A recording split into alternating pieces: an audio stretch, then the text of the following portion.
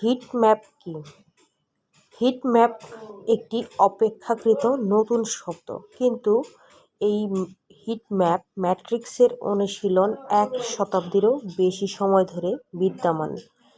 Hit map হলো একটি data visualisation কৌশল যা দুটি মাত্রায় রং হিসেবে একটি ঘটনার মাত্রাকে দেখানো হয়।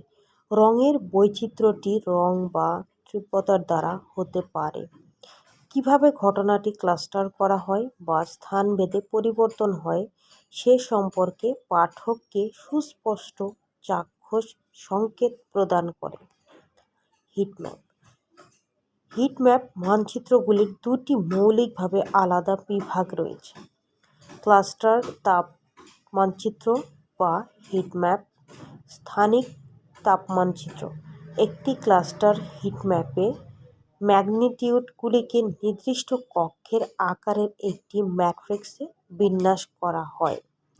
হিটম্যাপ ব্যবহার করে আপনি স্থান, কান্ট্রি, সিটি, টাউন দেখতে পারবেন, কোন জায়গা থেকে ভিজিটররা এসছে এবং ভিজিট করছে আপনার website.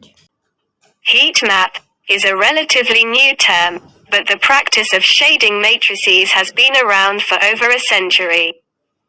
A heat map is a data visualization technique that shows the magnitude of a phenomenon as color in 2 dimensions.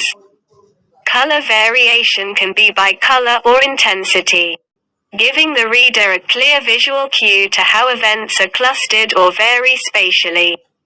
There are 2 fundamentally different categories of heat maps: cluster heat maps and spatial heat maps.